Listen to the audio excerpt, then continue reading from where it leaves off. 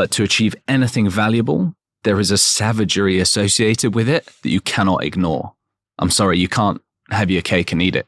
You have to put in insane levels of effort.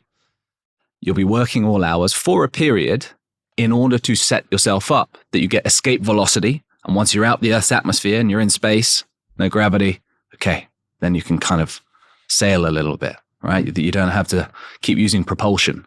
But you need so much energy just to get off the ground and get escape velocity that it's crazy. And I don't think people realize just how hard it is until you've done it and until you've lived it.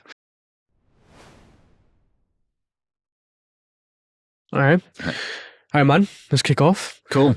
Well, sir, I've been looking forward to this for quite some time. And the more I look into your stuff, it's funny because I didn't realize obviously how much you're involved in this entrepreneurship kind of side, but also how much experience you've had in it, which is interesting because we've obviously met through Simon and everything, Of course. So I want to get into some of the work you've done, in particular, how you write, which I think is really interesting because obviously you're a big communication guy.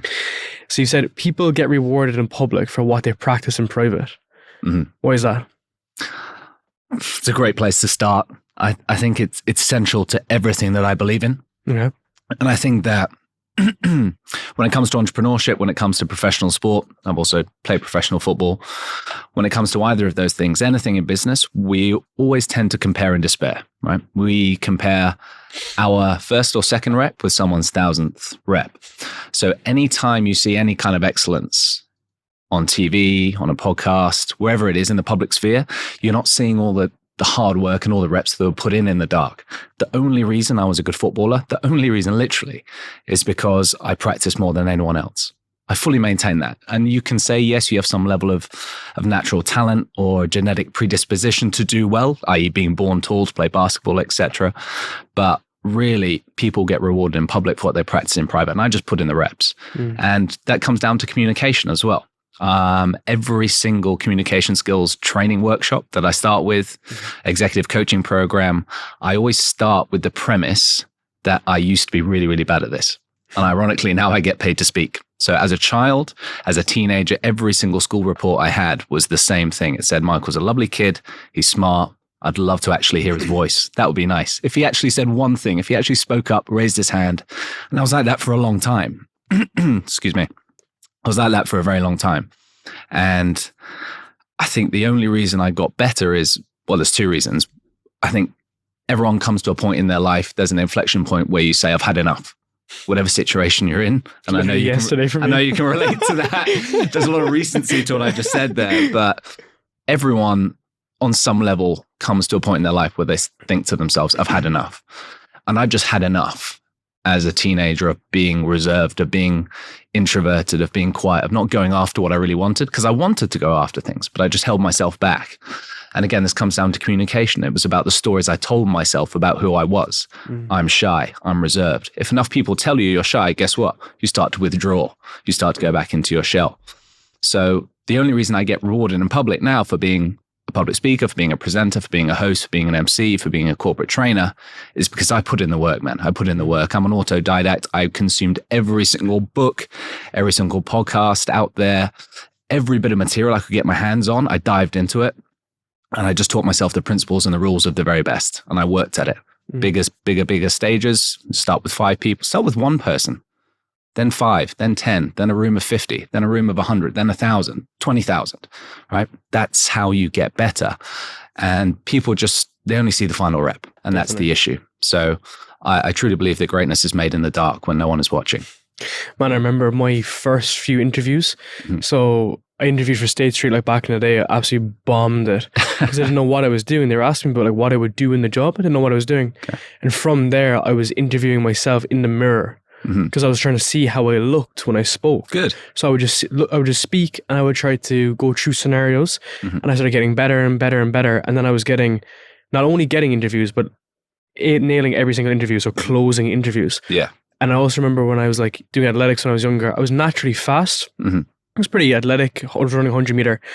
But it was funny, I used to always look at the guys who were coming 6th and 7th and 8th. And when I got to 15, 16 years old, they were coming first. Right. Because they were just grinders. I think they felt the pain of looking shit, being shit. And instead of giving up, maybe their parents made them to keep on going. But they were the guys that went on to come first or second and actually naturally went on to become actual full athletes. You know? Why do you think you felt like maybe like insecure when you were younger and you didn't really feel like you could speak up? Like, why did you have that type of personality compared to where you are now, whereby, you know, you're very, it would look like you're extroverted. It does, yeah. And I think perhaps I always was.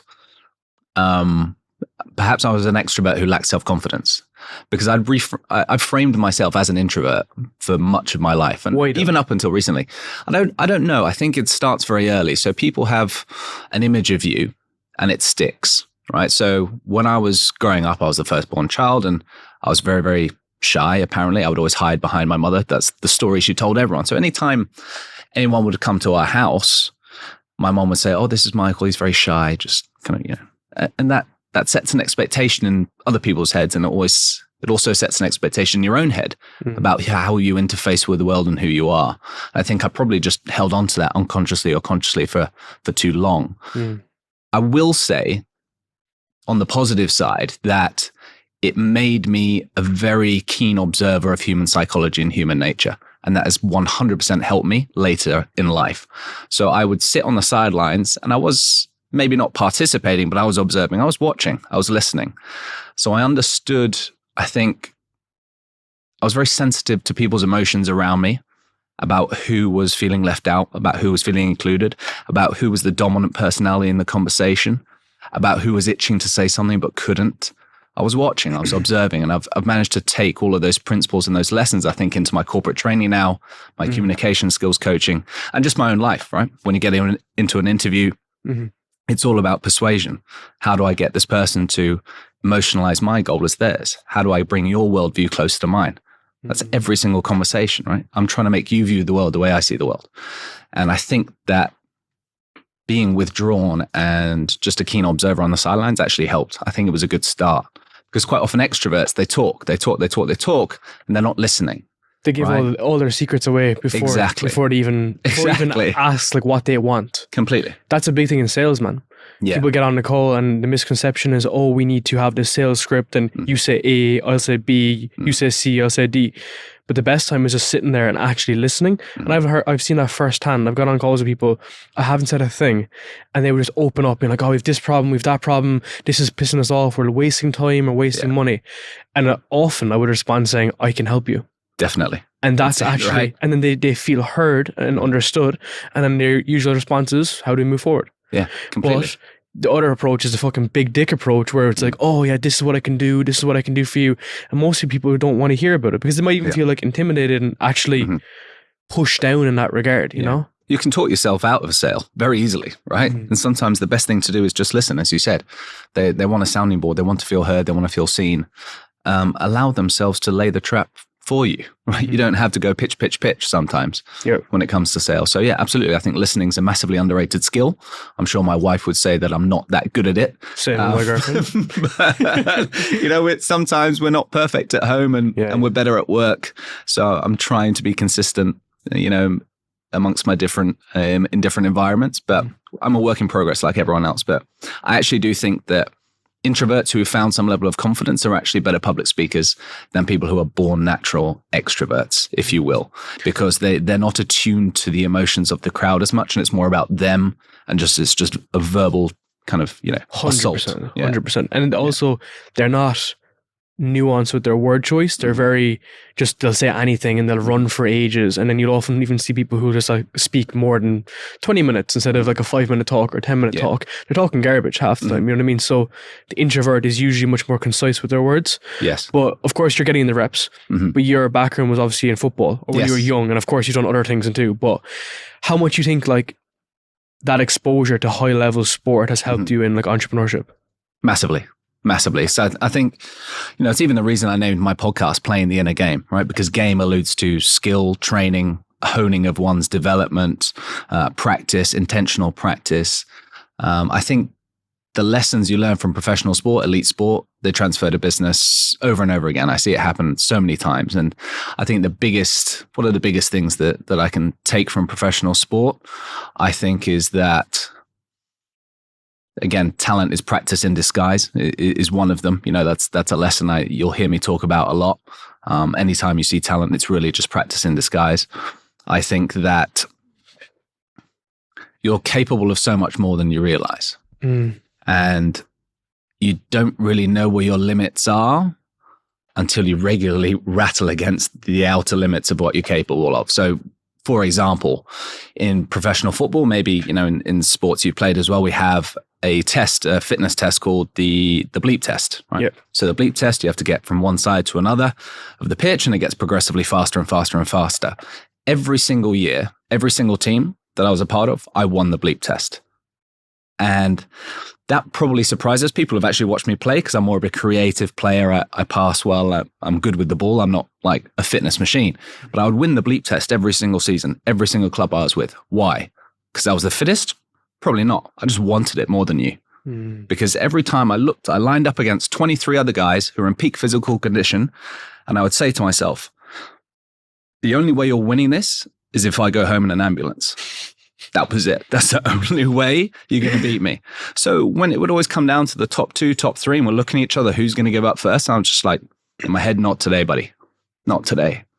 You're going to have to be in an ambulance, one of us, or you'll just let me win. So you better just let me win. And I think that applies really well to business as well, because with entrepreneurship, there are so many times you want to give up. I still want to give up sometimes, and I've been doing it for a long time. Self-doubt. It's... I hate to use the cliche of a roller coaster, but it's true. Some weeks you feel like you're an absolute gun. It was a record-breaking week, a month, quarter, whatever it is. And then the next week it's crickets and no one wants you. And you're wondering, can I do this again? Should I go back to some corporate job, have the fixed salary, get on the corporate teat again and be safe? And then you smack yourself and you come to your senses again. But I think the mental side of things is incredibly important, more than the physical side. Of course, yeah. And I think that's probably the biggest transferable lesson. What's the difference there between being like good at something and great at something? Because as you said, there's a lot of athletes who are good and they work hard, they train hard. I know a lot of people in companies that are good, but they would be shit on their own. There's just some people that just don't get it. But you've seen it professionally in football and in the startup world. What is that differentiator? Self-belief, I think. Just insane, irrational levels of self-belief.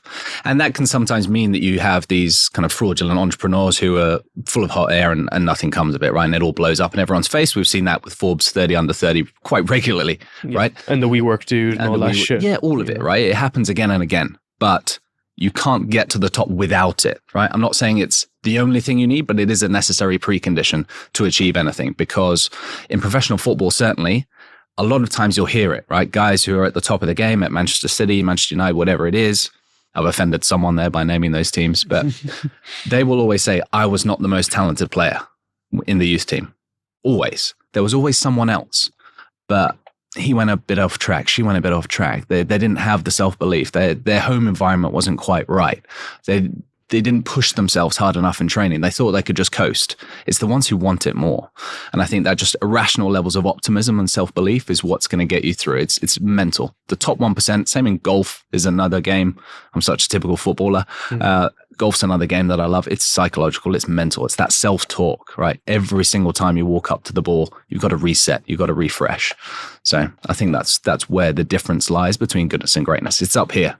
Is there a link between playing for a company and working for a company versus training for yourself, or even a training part whereby you are the sole person, and then having your own business whereby you're the sole person? Because that's the itch. I guess of course professional football you could get dropped at any moment, but do you kind of have a safety net because you have a contract? You do. Yeah, you're right.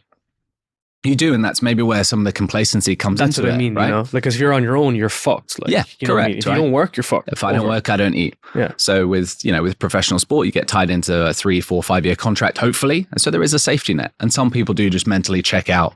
They'll take the money, have the big house, the nice car, and they'll be okay with it. Yeah. Okay, maybe that's fine for some people.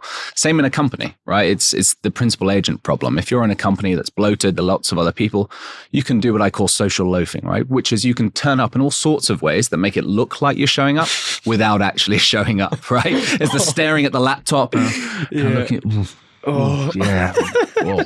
God, right? And all Man, that kind of that's stuff. Book gets another under meeting. my There nails, doesn't need man. to be a meeting. Meetings about meetings about If meetings. you just look angry and a bit frustrated, people assume you're working hard in a business. 100%. Or if you're just tapping away on an Excel sheet that didn't need to be made in the first place. So there's all these kinds of things you can get away with at a big corporate. I've worked in a big bank before and other bigger organizations. So I've seen both sides of the fence. And no one side is perfect or imperfect. But when you work for yourself as a solopreneur, an entrepreneur, if you don't sell, you don't eat. So there's a lot more pressure, and I like that pressure. And again, if you ask me what are the parallels between professional sport and doing corporate training workshop, for example, me getting up in front of 20 senior executives and telling them how to be better communicators, it's pressure. I like it. That pressure of you have to perform today or it could all be over tomorrow. 100%. And you bring in your best. I interviewed Alan Stein. He was Kobe Bryant's coach. Okay. And he's such an interesting dude, but I always go back to just some things he says, right? So he's written a load of books called Sustain Your Game and Raise Your Game. So sustain your game is like how not to burn out, and raise is like to be a top performer or entrepreneur or whatever. You should definitely reach out to him. He's a very interesting dude. But he says something very interesting, being like, you can't necessarily always control the outcome, but you can definitely control the input. So if you 100%. Show up to a corporate event and you're smashing it out, you put everything into this corporate training, this speech, you might not get another call for another month somewhere else, but you did the best you can, and maybe people might not receive it the best, but you put everything into it. And similar like with a podcasting, you can't control how many downloads or views you get. No, you can't. But if we can do our best today, well, then we put the best input into potentially the best outcome. So it's kind of like this kind of double-edged sword whereby people are focused on outcomes all the time. And I face that firsthand, like trying to deliver more outcomes. But sometimes you just need to be able to control what you can as well. Yeah, completely. Yeah, control the controllables. And as you said, corporates don't know how to measure outputs a lot of the time. They don't know exactly what makes a person effective in their role. They can't measure success. So what do they measure? They measure inputs that don't really matter, like how long were they at the office, right? Were they working 14-hour days? Were they at their seat? It's like presenteeism. So there is a kind of an inverse side of measuring inputs that is actually detrimental. But I agree with you completely. Control the controllables, control your effort. You can control your energy, right? Today, what did I want to do today? Today, I just wanted to show up with my best present self. I've put my phone away, put everything. I didn't even want to feel it in my pocket. I just wanted to be completely present with you and just create the best possible conversation and space that I could. And we can't control what happens on the other side. Makes sense, man. Yeah. I'm always very conscious when I'm recording podcasts that it doesn't end up like entrepreneur porn where we just talk shit. And I think I made that term. I could be wrong, but I definitely didn't. But I'm always conscious about that, you know? Yeah. Someone calls it as well mental masturbation. Yes. But you are someone though who actually has done like, who's pushed on and isn't just talking shit. And one thing you mentioned in one of your posts was, so this is like top lessons from entrepreneurs, and I want to go through some of them. So the energy needed to start something is not the same energy needed to sustain it. Why is that?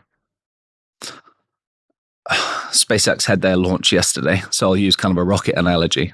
When you start something, the insane hours as an entrepreneur are unavoidable. I'm not a proponent, an advocate of hustle culture and burning yourself out. I don't think it's healthy. But to achieve anything valuable, there is a savagery associated with it that you cannot ignore. I'm sorry, you can't have your cake and eat it. You have to put in insane levels of effort. You'll be working all hours for a period in order to set yourself up that you get escape velocity. And once you're out the Earth's atmosphere and you're in space, no gravity, okay, then you can kind of sail a little bit, right? You don't have to keep using propulsion, but you need so much energy just to get off the ground and get escape velocity that it's crazy. And I don't think people realize just how hard it is until you've done it and until you've lived it. Ideas, as they say, are cheap, right? It's all about the execution. So I think I shared that lesson with people because number one, I don't want them to go in with their eyes closed and unaware of how difficult it's going to be. There is a savagery associated with entrepreneurship that you should go in eyes open, but also know that there is salvation on the other side. And that once you've created something that people want and they'll keep coming back to you, you can actually take your foot off the gas a little bit. You can. And that's okay. And that will release you. That'll give you more energy to spend with your family, with your friends, or perhaps the next project, depending on how how well or successfully you can outsource and automate that business. So that's kind of the point I was trying to make. It's a good point, man, because I think people don't realize, well, obviously how much work is involved, but the fact that there is better days on the other end. And I always say this to my girlfriend as well, like whenever she's in the shit, like really in the thick of things, like better days are to come and you will figure this out. Once you figure it out, you'll do it 100,000 more times reps and then you'll feel a bit better. You can outsource it or build around it, you know? Because like you do kind of feel like sometimes that this will never end or I'll be doing this forever. You know exactly. what I mean? Like I won't be able to get a long haul flight because I need to be able to do this type of work in between. I can't spend 19 hours on a plane. There's small things like that, you know, that you don't necessarily feel, but you are completely correct though. You say increase the surface area upon which luck might fall. So how have you got lucky? This is a huge one. Yeah. So for me, I'll kind of zoom out a little bit first. I have this belief that your life is just this massive game of chess. It's this massive chessboard, right? Your life is this massive chessboard. You can't see the extent of the chessboard, nor do you know where all the pieces are, but just know that it can be manipulated. And that if you have insane levels of optimism and self-conviction and you put yourself out there, you can move the world in your favor, right? This, I hate to repurpose old cliches and old quotes, but the Steve Jobs one, right? Everything you see around you was built by someone no smarter than you are. And that's absolutely true. Everything in this room, everything you see has been built by someone else, right? They had an idea, they put it out into the world with insane levels of effort. So I always believe that luck quite often isn't luck. There are different kinds of luck. So there's blind luck, right? I could walk outside and find a $50 note on the ground. That's blind luck. I didn't control it. I didn't create it. There's a different kind of luck, which is more related to hustle culture. So I can send 100 cold emails a day, 1,000 cold emails a day, whatever. I can take every single coffee date. I can take every single invitation for beer. I can go to every single networking event possible. Just that sheer amount of dust I'm kicking up, something's going to fall my way. So that's not luck either. That's a different kind of luck to the blind luck. The third kind of luck is a little bit more advanced. Is where you've created, let's say, a podcast. You've created some kind of personal brand and aura and reputation around you, whereby people know, hey, Darren's really, really good at XYZ. I'm going to call him. That's an inbound lead. That's not luck that someone picked up the phone and called you out of the blue. It seemed out of the blue to you, but it came about because of everything that you built before that. And then the fourth kind of luck is people, I think, just pay you insane amounts of money to just turn up and not even do anything. And they just want you there, right? And that's the power of celebrity that we see now. But if you can get to kind of level 3, I think that's the best kind of luck. And for me, how do I increase the surface area upon which luck might fall? It's doing things like this. It's even smaller than that. It's just being open to the fact that every single person I meet might change my life. I think that's a belief I have that most people don't have. So I approach every conversation, every meeting, interaction. I might learn something from this guy, from this girl. Maybe there's something they can teach me, no matter how small. Maybe they know someone else who can help me. Isn't it a good idea to be friendly, to be polite, to try and be somewhat charismatic and charming and get them to be a part of my life? Definitely. Definitely. And I will try and return that favor to them as well. It's leverage. Yeah. And even if you're building a platform or meeting people as like the least amount of scalability, because you got to keep meeting people. Yes. But online, what we're doing today, like repurposing the content, that's digital leverage. Because completely. You could repurpose this and get 10,000 views on it. One person might be a distributor. One person might be a customer, whatever, you know. But exactly. I was telling my mate Ned and my dad the other day that there's a company I'm from in Ireland called WorkVivo. They do like Facebook for internal employees. Okay, so let's say like in the city, let's say they all talk to each other, whatever. It's a fucking wild story. He was a second guest on my podcast.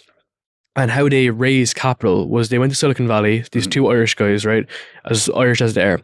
Did a startup pitch, just these basic like Y Combinator, whatever.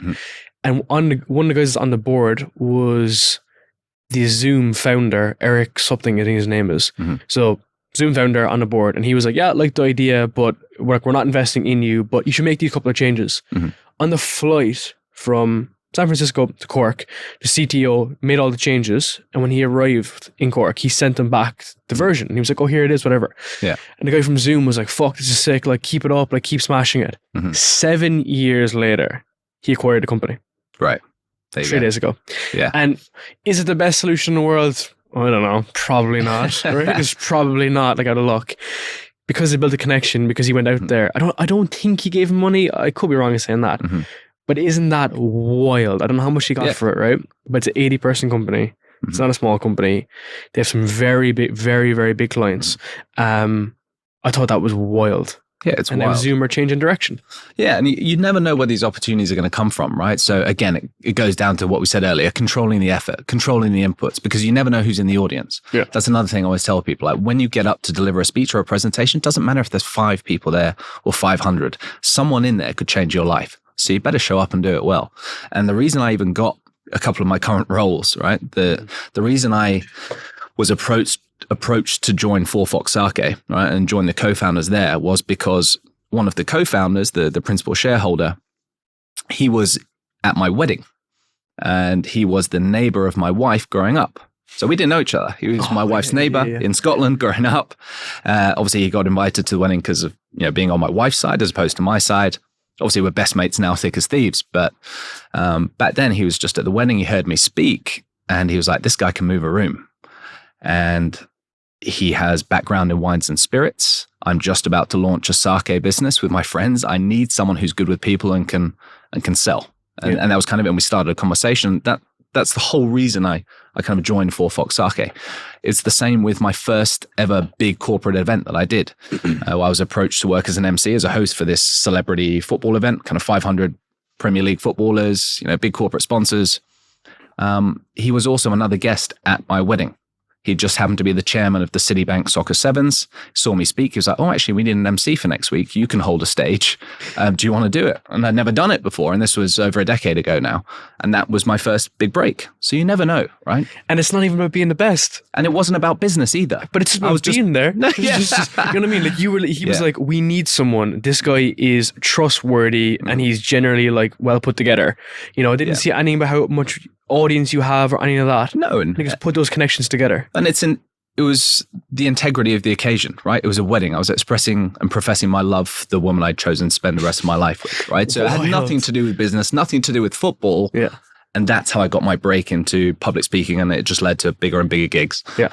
So we've lots to get into of your actual profession. So I want to go back to your beginning of your career, which is in investment banking. Yes. So you were saying that potentially you could have been chasing like status and prestige of getting into investment banking. Why did you go into it? Did you not really know what you wanted to do? No, I didn't. You're absolutely correct. I had no idea what I wanted to do. As I actually think it's too much to ask of a teenager, at high school, having to decide what you want to do so early, right? It's a 16, 17-year-old, choose a university degree, choose your profession. I think it's a lot to ask of someone who hasn't really formulated a strong sense of self yet. Yeah, their brain isn't ready yet. Right? Forget everything else. Yeah. I mean, there's an argument to be had that I'm still not fully developed, but at that age, you don't know what you want. So a lot of times young people will absorb the wants and desires of others and those around them. 100%. And at that time, right, which for me was graduation, was 2005, it was the thing that smart, ambitious people did. You joined an investment bank or you're a management consultant, right? All the brightest and smartest people were after the jobs at the big American and European investment banks. That's just what you did. So I thought, okay, I'm kind of up there with these guys. This is what I'm going to try and do. I want the money. I want the BMW. I want everything else. So yeah, I think prestige will do weird things to your brain, right? You will by osmosis absorb desires that aren't yours, right? And that's just what society tells you that you should want and what you should be going after. It's not what I wanted at all. And I'm not even particularly numerate, which is the irony of it. I was trading FX and money markets and pricing options. I'm looking at 3 screens in an investment bank, and I'm good with words. I'm terrible with numbers. So the irony of it was also that I was swimming upstream. I wasn't going with my natural strengths. I was actually great on the phone with clients. I could build rapport. They liked me. They liked dealing with me. I wrote really well, so my investment reports and updates were good. But actually, day to day, I had to concentrate so hard to make sure I didn't make a mistake, especially with FX, just being on the right side or the wrong side of the deal. Just really simple stuff to someone who's highly numerate, but to me, I had to concentrate so hard. And it was the GFC, it was the credit crunch at that time. So it's just bad timing as well. So I think when all the money fell out of it and the bottom fell out of it, it kind of exposed it for what it was. And the gravy train was over. I wasn't on it. I wasn't going to be part of this. So let's step back and try and reevaluate who I am, what I'm good at, and what I actually want to do with my life. So I'm glad I got out when I did. I only lasted a couple of years, but yeah, I qualified as an investment manager, and I worked for the Royal Bank for a couple of years, and managed a decent amount of money, but I'm glad I'm not there because my life would have been very, very different. There's a guy called Dan Coe, if you're familiar with. He's like literally like a modern day philosopher, and he always says, if you don't have a plan, you'll be assigned a plan. Exactly. Of course you will. So a lot of people will cascade through life. And man, I was miserable up before COVID because I was in Accenture management consulting, came out of college. I was in a startup, man. Before I left a startup, which I loved, to join this management consultant that I hated. And I was in this office because they send you out, right? That's the whole thing. They can send you out. I was in this shit government building. I'll probably get a photo of it to put on it. It was the worst thing ever. I just met Elise. Okay. And she's American. She was traveling. We met, and I told her like what I do, and she's like, "Oh, that's super nice." And then she saw where I worked, and she was like, "What the hell? This isn't glamorous at all." Exactly. Yeah. And the best thing that happened to me was COVID hit because I was working from home. Yeah. And then I had time to like really think about a plan and exit strategy, and I actually only started a podcast then because I could have started like a business then, whatever. But I started a podcast to learn what I was going to do and connect to people. But my God, man, those months were the darkest months I ever had. I read Viktor Frankl. What's the name of the book? Jesus Christ, let me look it up. It's escaping me now. Viktor Frankl. Yes to Life is the great passage from it. But, no, there's a lot of them. Man's Search for Meaning. Yes. That was it. Yeah. So I read that. That literally changed my entire purpose, vision, goal of what I wanted to do. And that's how I got out of it. Brilliant. And if I stuck in that, oh my God. And like, you know, I made changes and I'm making more changes again these days. But I had to think about that, and you took some time out as well, and you went I did, Whistler, you went like snowboarding and shit. So that gap you had, how did that prepare you for like what you wanted to do? So how would you advise someone to figure out what you actually want to do? Very good question. So I quit the investment bank just to kind of paint a picture for people. I have no idea what I want to do next. I just know I want out. I need a change, right? And I need to do it quick. So I wanted to change my physical environment as well as the kind of psychological environment. So I was in the UK. I told my then girlfriend, now wife, thankfully she stuck with me. I was like, I want to go learn how to snowboard. It's the Winter Olympics in Vancouver and Whistler next year. Do you want to come? Because I'm going anyway. And thankfully she said yes. And she quit everything she had as well. So we went and kind of built that new life together. And for me, I just wanted to learn a new skill. So I grew up in Hong Kong, subtropical country. I never set foot really on a slope. So I was like, okay, snowboarding looks amazing, looks wicked. Let's give it a go. Let's see if I can get good. And I spent 75 days, I think, on the mountain on Whistler that year, which is an insane number of days, as you know. So I think all in all, counting the other mountains in British Columbia, I did almost 100 days in one season, which was amazing. So just getting in the reps again, right? Course. But in the most beautiful place on earth. And what did that teach me about what I wanted in life? It taught me that I was very happy being close to nature. So I had I was living with 6-7 other people in this, in this log cabin overlooking the mountain, hot tub. And just every day I was just like, this is just unreal. And I was up in the mountains every day, no distractions. I just found peace there, but I didn't know what I wanted to do career-wise. But I think it allows your true personality to emerge and your true wants and desires to emerge when you've removed yourself from the city, from the corporate hubbub and the influences of other people. I went to work in a clothes shop. So I was working retail. I was folding t-shirts by day or by night and then snowboarding every single spare moment I had. It was amazing. It was the best year of my life. I also went to wait tables. I was waiting tables at a restaurant. I've just been managing $500 million US. And now I was serving people fucking hamburgers and working for tips. Were you happier? I was happy. And I was driving a piece of shit Hyundai accent that rattled when you drove it. And I was happy. I was really, really happy. And it taught me that I don't need a lot to be happy. And I thought I needed the BMW. I thought I needed the nice watch. I thought I needed the nice apartment. I didn't need any of those things. So yeah, that was quite emotional, I think, to realize, I can be happy with so little. And that frees you up. So then you kind of feel invincible. Like, okay, what's the worst that could happen? As long as if I can be happy with this, it doesn't really matter what I throw myself into. And then I just decided to follow my curiosity. So I always tell people to follow their curiosity and follow their interest as opposed to their passion. Because the generic advice is to follow your passion. And the problem is when you say that, because I do this as a coach and a trainer, I know people will ask you, what are you passionate about? Most people don't know. You probably know. Maybe he knows. Yeah. Most people don't know. They actually don't know what they're passionate about. And then they start to beat themselves up because, I'm not passionate about anything. I don't have this strong desire. I'm not like this guy or this girl on the podcast who's super fired up about what they talk about. What is much easier and actually a more genuine place to start is, what am I interested in? Am I interested in how this works? Will I have the energy to unpack it and deconstruct it and learn a bit more? And as you get more skilled, as you learn more, you become more curious, then you become passionate about it because you've developed some level of skill acquisition. Develop enough skill acquisition, enough interest, you are really dangerous. If you're curious, you're dangerous because no one can compete with you then.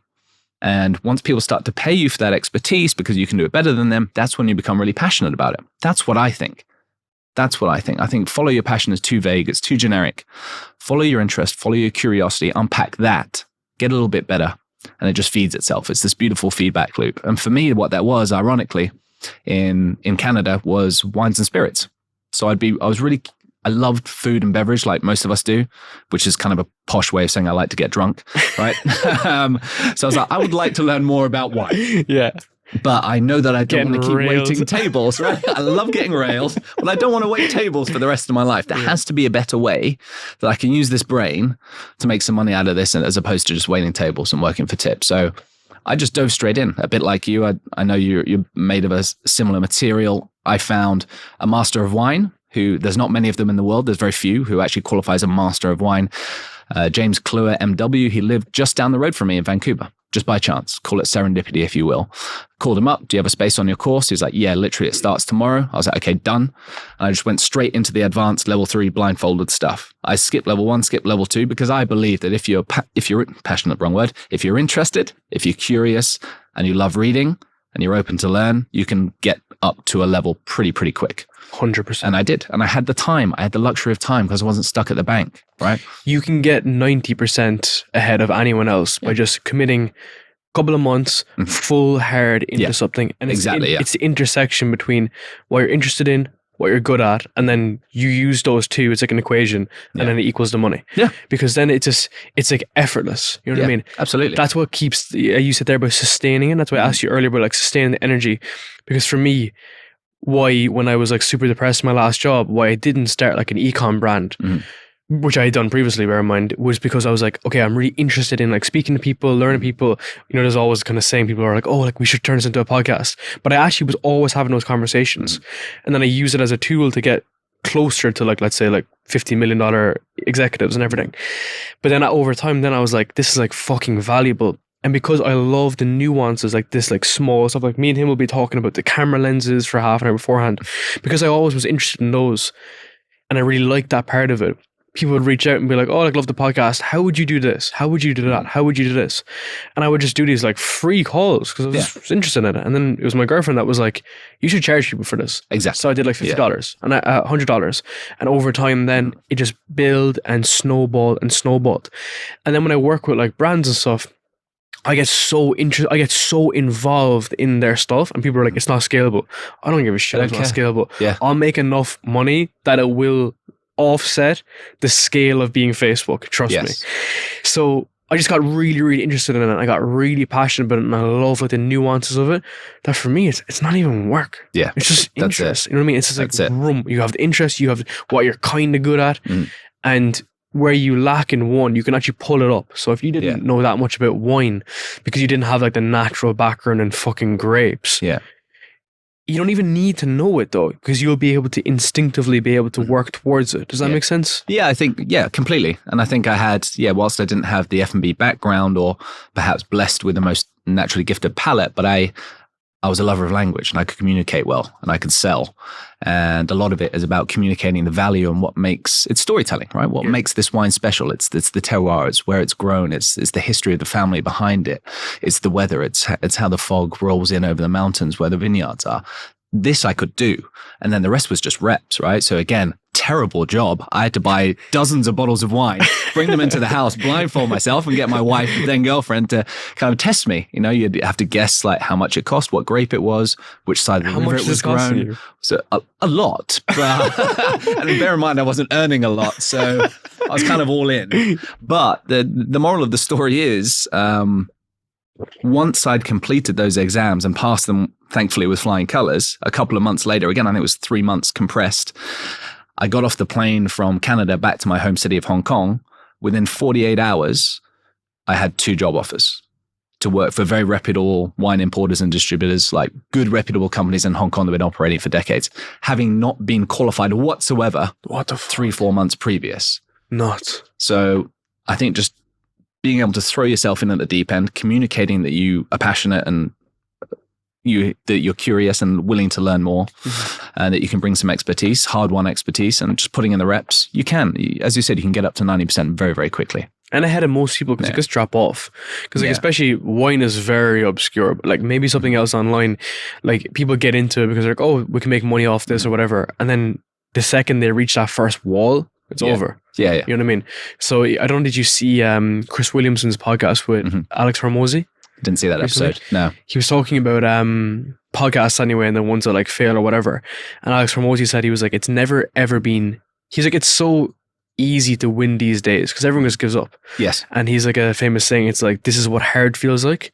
So when something does feel really hard, which is like what you're doing right now, that's actually like a beautiful moment. Yeah, that's the signal to keep going. Keep on going. And if it's something very technical, you just keep on going. And like, you don't even need to figure, I've actually come to realize that you don't even need to figure half things out. You just need to keep on doing it. Just keep on doing it. And then people will see that bridge, push it up against that threshold. Yeah. And then you're breaking through. Yeah. You know what I mean? To drill down on your point earlier, which was actually a great point about, taking all those phone calls and giving free consultations, then your girlfriend saying, hey, you actually need to start charging for this. This is actually one of the best techniques for people to figure out what business or service they should launch, because that's quite often the hardest part. People, they restrict themselves, right? You ask them to write down 10 ideas for how to start a business. They can't do it. Yeah. But the way to do it is ask the question, what do people keep coming to you to ask you for help for, right? What questions do you keep getting asked? And people kept asking, I'm guessing, like, how do I start a podcast, or what program should I use, or how do you find out your product market fit, whatever it is, right? So that's the idea. If people keep asking you for the same specific bit of advice, that's probably a clue that you should start charging for it. And for me, it was people kept coming to me for career advice because they'd seen someone who'd switched multiple times and been somewhat successful and adaptable. So anytime someone's at an inflection point and they know me, they kind of pick up the phone, and that developed. Again, it was free calls to begin with to friends, and then eventually you start charging for it. And the second one was, hey, I've got a big speech. I'm going to be on stage in a couple of weeks. Can you help me get polished? Can you help me get sharp for it? So again, it's public speaking training, it's career coaching, and that's what you charge for. I love that, man. And I think another good point on that too is pick something that you can speak for 30 minutes, hassle-free on. No script. Yeah, so just someone's asked you, like, describe this, and you can just speak for 30 minutes on a go. And that's just what happened to me, and it was just so, like, snowballed, you know what I mean? And it's so funny because, like, you would think that, not you would think, but, like, I thought in my head I wanted to build, like, a huge, like, software company. And I probably do at some stage in my life. But I'm kind of just seeing things, like, inside out a bit differently these days. I'm like, well, I don't, as you said, I don't necessarily need to make 800,000 a fucking year to sustain a 20,000 apartment in Singapore. I don't really want it or really need it. Now, I'm still incredibly money driven, hunger, want that drive, and I want to be able to reach a lot of heights, but it's a different path to get to that point. You know what I mean? It's not necessarily what we thought it would have necessarily been. I want to ask you about a bit more into that wine situation, actually, while we're discussing it. Yeah. So how the hell do you go about building that process? So, like, I know you worked with 2 co-founders as well, or 2 other founders. Sorry, the Saké business. Yeah, Saké. Yeah. So talk me through, like, how you find the wine, how you produce it, and how the hell do you get that message to the world? With great difficulty, I think. So the genesis of Four Fox Saké, so how this, this crazy idea was born, was actually, it was 2 of my friends who, the original kind of co-founders. There's 4 of us, but it was the 2 of them. They're on a beach drinking sake. They're at a wedding. Ironically, the bar had run out of every other single type of alcohol. Clearly a good wedding. Because no one even knows really what sake is. No, Westerners don't. Westerners generally aren't well versed in what Japanese sake is. So the bar had been completely rinsed. The only thing left was a bottle of sake. So they bring it down to the beach. They're drinking it. And they think, wow, this is beautiful. This is a great drop. Why do we only ever drink it when we go to a Japanese restaurant, when we eat sushi or yakitori or whatever? And they thought, hang on, there is no recognizable sake brand that is top of mind anywhere in the world to a Western audience. In the same way that if I ask anyone at a bar to name me 5 brands of champagne, they can do it. If I ask them to name me 5 brands of vodka, they can do it. Same with whiskey. You ask them to name 1 brand of sake, they can't do it. So it's kind of this genuine love and passion for sake and appreciation of the beverage itself, and then recognizing that there's a massive gap in the market, and none of the big spirit houses like Moët Hennessy Diageo, Pernod Ricard, etc., none of them have a sake in their portfolio to this day, right? So this is the opportunity that we're chasing. This is kind of your blue ocean opportunity, but it started from a place of genuine love and passion for this ancient Japanese beverage that's just beautiful to drink. So they kind of got obviously progressively tipsy, and that's when all the best business ideas come out, and they 100%. Kind of thought, okay, we're going to commit to do this. They wake up, sober up, and they're like, what was the name of that sake that we had last night? And that kind of almost showed them that there was a need for this, that something that was recognizable, because as an English speaking person, you cannot read the label. Yeah. It's still very traditional. It's all written in Japanese characters, so it's inaccessible. So even if you enjoyed it, you can't go back to the shop or the bar and order it again because you had no idea what it was. So that's how it happened. And they just kind of made a promise to themselves that this is what we're going to do. We're going to launch something into the world this year. We've been saying and talking a good game. Every week the boys get together and we talk about how we're going to launch business. We never do it. Let's actually put our money where our mouth is. So to create what we wanted to be the world's best sake, the most recognizable sake, again, we started off really not knowing what the hell we were doing. We had an idea. We knew we wanted it to be the most beautiful bottle in the world, first and foremost, because you buy with your eyes first, like with anything in life, right? You buy the car because it looks sexy, and then you figure the rest out later, right? You buy with your eyes, and then you justify the purchase to yourself later intellectually about why it's a good idea. So we knew it had to look good as well as taste good, because if it doesn't taste good on lips, then people will buy it once and never again. So it can't taste like piss, right? It has to taste good. So we actually approached a design firm called Carter Hales in Canada. So we interviewed several design firms all around the globe, top kind of brand design and creative agencies, said to them we had this idea for a brand, and this one particular agency, fast forward, absolutely nailed it. What they did for us was they helped us weave the passion of the founders into Japanese mythology. So there is a Japanese goddess of sake, and she's also the goddess of swordsmiths and the goddess of foxes. She has these kind of shape-shifting foxes that act as her guardian messengers. And there was 4 of us, 4 friends, the 4 co-founders. So that's what gave birth to the brand name, Four Fox Saké. They dug into all the texts, and they found in Shinto mythology all these different kami, they're called, the Japanese gods and goddesses. So we had our brand name. And then they went away and kind of created this beautiful bottle design, which we can probably show on screen at some point. And so we had the beautiful vessel, then we had to actually find the liquid. We know nothing, right? So we actually zeroed in. We looked at all of Japan. Okay, where's the best water? Where's the best rice? Let's just go for best of the best. We want it to be ultra premium. So we dialed in on Niigata. Niigata Prefecture is famous for its rice. It's also the Japanese Alps. So you've got beautiful snowfall.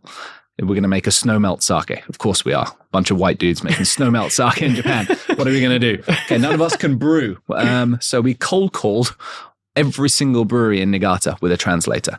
I think that was 96. I think 96 cold calls we made. You can imagine 93 of them said no interest. Just no interest working with foreigners. Very close to the idea. If we'd given up after cold call number 50, number 70, to cold call 92, we wouldn't be here having this conversation. Again, it's persistence. It's just going. This is what hard feels like. We're getting rejected, getting told it's a stupid idea, kept going. Eventually 3 breweries said, yeah, we'll talk to you. And serendipity, 2 of them just so happened to be traveling to Hong Kong for a sake fair in a couple of weeks. So we got to taste with them. We're in a room like this. We go behind the curtain and we taste with them. One brewery was super corporate, really well drilled, well-oiled machine. The other was like this husband and wife. They had some brochures, like no laptop, like really didn't have their act together. But they were so nice and so open and so genuine in their love for sake. And their eyes lit up when we told them the idea. And that's, of course, who we chose. We didn't go with the slick corporate polished brewery. We went with the husband and wife team. And the brewery's 100 years old. They'd never exported anything outside of Japan before. And we created a custom recipe with them. And again, terrible job. We had to go to the brewery several times and taste with them, trial and error. And we created this Junmai Daiginjo, which is like a Grand Cru level sake with them. I'll maybe pause there. What's the culture like around that there? The culture. So in Japan right now, people our age, well, I'm being very generous to myself here because I'm 40 next year, but people in their 20s. You literally look 30. You know that. I saw a video. Sorry, I need to interrupt this. I saw a video 40 next year. of you saying you were like 39, and you literally look 30 right now. Thank you, mate. But I watched a video of you from 2 years ago, and you look 24. I swear to God, you were in like a white shirt, and I was like, this dude looks like he's doing a grad program. But that's just a side So note. I've aged a lot in the last couple of years. That's what entrepreneurship will do to you. Or a 3-year-old child. Or 3, yeah. There's the second child that came along. So having 2 kids will do that to you. Sorry, I've forgotten the original question. Sorry, now. what's the culture around like The culture, sake and the producers, and like, are they really into it? Like people are with like, I don't know, like IPAs and shit like that. You know, people are like really interested in it. Yeah, it's a real art form, right? So they are very, very proud in Japan of their national beverage. It is the drink of celebration in Japan. And there's so much culture and history and tradition that goes around. It's beautiful. I love it. And genuinely, one of the reasons that we wanted to start our own sake brand, even though it looks ultra modern, ultra sexy, very contemporary, is because a lot of breweries are going out of business. It's the same in France. A lot of the smaller vineyards are going out of business because the younger generation, my earlier point, the younger generation drink brands. They drink Red Bull, they drink Grey Goose, they drink Belvedere, they drink Johnny Walker, whatever it is, they drink brands, right? You see what Ryan Reynolds has done with the Aviation Gin, you see what Conor McGregor's done with Proper 12 Whiskey, George Clooney with Casamigos Tequila. People drink brands. They do not default to the category, they default to brand. Why? Because I think people buy people. Right? Which is why it's so valuable to stick someone's face. It's worked time and time again for decades. If it ain't broke, don't fix it. People buy people, and we cannot relate to a corporate body or entity, but we can borrow the credibility, we can borrow the charisma of an individual, and they will project that over whatever product that we have. Right. So, you know, again, full disclosure, yes, we hated to actually see that a lot of these small family-owned breweries, like the one we work with, were going out of business. Young people default to brand. There is no recognizable sake brand in the Western market. What does that tell you? Okay, we need to find something to fill that space. And the first person that does that will be probably very rich. And again, being very rich is not the goal. The goal is to have enough money to not be in a specific place at a specific time doing something you don't want to do. That's the only reason I want to earn money. So I can spend it being with people I love, doing things I love doing. That's it. So if we can get a celebrity ambassador, full disclosure, who is of, you know, the right profile. And not like A$AP Rocky. We've talked to many rappers. I won't say if it was A$AP Rocky or not. Really big names. We've talked to some really big names, obviously confidentially. And, you know, discussions have got fairly advanced with a couple of them, but we've never closed on one for various reasons. But I think if we do find the right celebrity, that is going to buy us the most impressions for our buck, right? 100%. Yeah. So I think I said to you before about sustainability in the space. The reason why I'm saying that, not for your company, but one of the guys I know, he has I don't know how to describe it. It's like a sustainability brand agency where they partner with a company that's like very like eco-friendly, whatever, and they partner them up with a celebrity. Got it. Right. So like A$AP Rocky shilling some like eco-friendly, like, I don't know, bag. And the amount of growth they get from that, because it's right industry, right place, is absolutely astronomical. It's literally crazy. So they get your rev share from it, you know? Yeah. So it's wild to see how much of the marketing is done with that. And as I mentioned the other day, recently podcasted with Joe Foster, the founder of Reebok. He is like, he's around 85 now, if I'm wrong saying. He was talking about Cardi B on the podcast. And I just referenced him. I didn't go into too much detail on it, but previously they were a sports brand. Yes. And they moved into streetwear. And their recent partnership now is with Cardi B. It's like a 3-year contract. She's making $1 gazillion, and they're also making billions of dollars. Isn't that absolutely wild? Like, I think I'm just so out of that world that now that I think about it, I'm like, of course it works so effectively. And we've seen like Balenciaga with all other kind of big celebrities too. But that it's like that's the only way you can reach that scale to a degree. Yeah, which is, it makes the path to success clear in one way. Yeah. But it's also a little bit disappointing, isn't it? Yeah, that's what I mean. Right? Yeah, it's just like, it's disappointing. It seems cheap. Yeah. That if I just get the right celebrity to front Four Fox Saké, that we will be an overnight success, right? And we can buy all those millions and billions of impressions. But don't hate the player, hate the game, right? I think if that's the game we have to play, then that's the game we have to play. We have to do more. I take that as a challenge to myself and the co-founders, that we have to do more to increase the visibility of the brand, to increase revenues, to get to a point where it is deemed an absolute no-brainer for someone to take us on. Because at the moment, we are in 10, 11, 12 countries. We've done well. It's won 94 points in Decanter. It's a very good product. It's in some of the nicest 5-star hotels, nightclubs, cocktail bars in the world. But I would say we're kind of a mile wide and an inch deep. And that's our issue. How can we really penetrate one or two markets really deeply? Buying distribution is very, very expensive and difficult in terms of an equity give up, right? I could give up 30, 40% to Diageo, for example, and say, hey, can we plug into a distribution network? That's a very expensive way to do it. Or I can try convince a celebrity to take 20, 25% of the equity and just let them run with it and have some fun, and we can go absolutely bananas together. That would probably be the preferred option, which is why we've been chasing it. And it's difficult. And you can see that because no sake brand has managed to do it yet. We're hoping to be first. and I appreciate you being honest about it as well, because that's the reality of the game. It's kind of like in podcasting. Like the honest truth is, the bigger the guest you have, the bigger the podcast is going to be. You know, there's some other shows, like as I mentioned, Modern Wisdom. It's a great show. It's always been doing really well.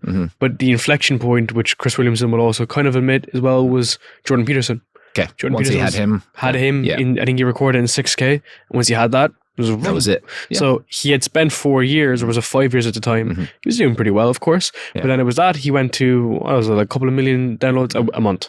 Yeah. So there is that inflection point, but again, they don't see the work to happen underneath, you know? They it's don't. just reality. They don't. And I think, again, it goes back to increasing your chances of getting lucky, right? It's when preparation meets opportunity, as the old saying goes, right? That's what luck is. If I'd asked you a couple of years ago that you'd be interviewing the founder of Reebok last week, would you have believed me? Probably not, right? I've had some massive guests on my show as well. And sometimes the distance between what you want and where you are is just one phone call away, one DM away. It's just a little bit of bravery and putting yourself out there to increase your chances of getting lucky. And that big guest, that Jordan Peterson or whoever it is, creates this halo effect around your whole podcast. You borrow their credibility the same way that some average whiskey borrowed Conor McGregor's credibility. It's leverage, isn't it? It's digital leverage, or from a network perspective too, which is wild. I want to ask you about the sales process with this stuff as well. So like, how the fuck do you get, so you produce all this, you've like 50,000 cases or whatever it is, or 50,000 bottles. How do you get it into countries? How do you grease the right palms? Like, how does that work? Yeah. So I think, number one, working with a physical product, I absolutely love working with a physical product, right? Whether that's t-shirts, whether it's, a sake bottle, a wine bottle, whether it's cosmetics, there's something beautiful about things that you can touch and feel. It's very tactile. So for me, whenever I see like a bottle of our sake on a back bar or on a menu, or I watch someone drink it for the first time and liquid hits lips, I'm like, that's just a great feeling as an entrepreneur. And you don't get the same hit from being in financial services or selling SaaS, right? It's not the same. Life wasn't designed to be churning some ERP system, you know what I mean? Like that's not what you were designed to do. Create stuff, sell it, build leverage and sell it. There was an idea in our heads, and now it's a physical reality in the Mandarin Oriental Hotel, and I'm watching someone drink it. That is sick. That is, when that happens, that's a great source of joy, and that never gets old. And I think you speak to any entrepreneur, someone who makes watches or whatever, when you see someone in the street wearing your t-shirt or wearing your watch, it makes it all worthwhile. On the flip side, it's incredibly ugly to get there. So in terms of just logistics, there's so much ugly, boring work that I have to do in terms of meeting all the different import regulations, tax regulations, setting things up in different countries, all the form filling, all the admin. You never escape it. And you think, working in a corporate job, being an entrepreneur, I get to escape it. You don't get to escape it. I'm sorry, you don't. But it's just, you care so much about success that you'll blast through it anyway. And I think that's the difference. So getting an importer and a distributor in every single country, and each country has their own individual laws and rules, that's kind of ugly. But if I can reduce it to its most simplistic terms, again, people by people. So what is it? It's me getting on a plane with my suitcase full of bottles and pitching my life out, right? Pitching my little heart out and telling them, this is the story about what we've made. This is why I think it deserves a home on your menu, on your portfolio, whatever it is. We taste it together. I use everything I've learned about the principles of communication and persuasion to get it over the line, and people by people. And as you said, sometimes it's making people realize that they're missing something they didn't know they were missing. No one really in a 5-star hotel is thinking to themselves, oh, we need like a really modern sake on our wine list, because they don't have one. But if I approach it the right way, if I listen to them, if I frame it the right way, and I have a beautiful product, which we do, I can convince them to be the first sake on the menu. And we've done that many, many times. We've seen it. Quality, first and foremost. I think you can't bullshit quality once liquid hits lips, especially you're talking to sommeliers, F&B directors, people who are very, very experienced. So I think the quality and integrity of the product has to stand out. I think you have to be meaningfully different as a second principle as well to what they already have. And then 3, again, we hate being sold, but we love supporting our friends, right? So the quicker I can develop a personal rapport and relationship with somebody, the more I can make it feel like they're buying from a friend and supporting a friend, as opposed to a corporate transaction. That's a more sustainable platform for us to do business in the future, right? And I think one of the things, I don't know if it actually works or not, but I always tell them, in the wine and spirits industry, and you can substitute wine and spirits for any other industry, right? Yeah. People jump and change jobs a lot, right? But I always say to them in any meeting, like, I will be here 5-10 years from now. Pick up the phone. You have any problem with Four Fox, just call me. I'll be here, right? I'm invested. I'm one of the owners. So they always know there's going to be that personal relationship. They're not just dealing with a traveling salesman and it's going to be some different sales rep or brand ambassador next month. So yeah, I think the quality of the personal relationships, the quality of the product, and just being meaningfully different, which comes down to brand design, I think is also important. It's really big, because if you're not working with the bigger companies, people want that client success manager, which is what you are. Like, you're the person who's there. That's going to be always attached to the brand. Yes. Which is kind of like how it works. People often say that to me as well. They're like, oh, like, do we have like someone that we're going to be working with or whatever? I'm like, no, it's going to be me. Yeah. Just me. It's just me. It's just me. Yeah. Like, of course, other things going on in the background, but yeah, it's going to be me, Yes. That's what lands really well with people. I think it's reassuring, right? It's like, yes, there are other people in the background, but I'll help you get to them, right? Just come to me and I'll fix it for you. I think no matter what you're selling, that's important. And then in terms of like, if you want to get just a little bit more technical, it's like you can either get the traditional way is to find an importer or a distributor in each country who has a team of sales reps. So you get it in their portfolio. They already have other wines, whiskeys, vodkas or whatever, and they sell to all the bars and restaurants. That's the traditional way. You can also reverse engineer it and go in the back door, which is find a hotel or a nightclub who really want your product, and they say to the distributor, hey, I really want this in Singapore, or I really want this in Sydney. You better get it in your portfolio so I can buy it.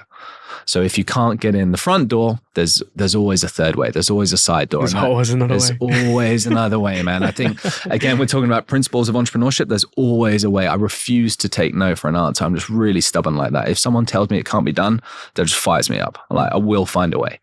That's sick, man. Yeah. One last thing I want to ask you is, so you've had experience in investment banking, wine, as well as football. What path do you want your children to take? What path do I want my children to take? I don't think it matters what path they take, as long as they have formulated their wants and desires for themselves, and they haven't been, as we said, kind of imprinted, manipulated. They haven't been programmed by society around them to desire things that they don't want. So I think as long as they can wake up every morning and feel like they have integrity in what they do, that they are, I'd just rather they were good people. I don't care what they do, for work. It's irrelevant. That's interesting. So even you give them as much information as help as possible, but fundamentally this goes back to being a good person. I think so. You try, right? You try to give them everything that you've learned and hope that they're better than you, right? Your parents my parents, I think every decent parent hopes that their child is better than them. They're a better version of themselves. So you're just, as a parent, you're just the bow, and you try and point it in the right direction and just release the arrow and hope it goes where you want it to go. 100%. That's all you can do. And it's like that old saying, right? It's nice to be important, but it's more important to be nice. And I think, again, it's maybe sounds a bit oversimplistic, but I think people deal with me again and again, no matter what industry I'm in, because I keep changing, because they know I have integrity. They can trust me that I'll do a good job, that I'll show up, that I'll work really hard for them, that I'll connect them, that I'll help them. So I do think it's just important to be nice, to be kind, especially in these times when the media is trying to make you angry. 100%. They're trying to make you frustrated. They're trying to make you fearful. So yeah, again, I think what is scarce is valuable. And right now, I think integrity is scarce. I think kindness is scarce. So I hope they have those values. 100%. It's because like what's happening with like media and like social media as well, by the way, is that people reward the wrong behavior. Correct. So if you're a girl with your ass and tits out, or you're a guy who's just shredded shilling a crypto, that's actually what's being rewarded versus someone like this who's like actually genuinely trying to help other people. Yeah. Me who's trying to provide a platform for people to help other people. Mm-hmm. Often that's not even rewarded, you know? Mm-hmm. So, and I think you made a good point about how we kind of figured out what we wanted to do was because we really sat down, and like I've been trying to expose myself for 2.5 years to figure out what I want to do, which is through this podcast. And I'm still only getting there, you know? So as your kids grow up, of course, like the more they consciously think about it, which is going to be really positive versus the fall into a grad program, inject myself with the news every day, you know what I mean? Just go down that path, which is like literally 99% of people that have ever lived ever on this planet will just follow that. Yes. Which is horrific. Yeah. You know, so. Yeah. I think that, and just, you know, as we said before, you just need to be a high agency person. I just want them to be the kind of person that sovereign individual, able to say no. And if the bouncer at the nightclub tells you can't get in, you find a way to get in. 100%, man. Right, there's always a side door. Thank you so much, man. I appreciate it. I appreciate it, mate. I appreciate it, brother. Great fun. We'll do more in the future. Thank you, man. Thank you.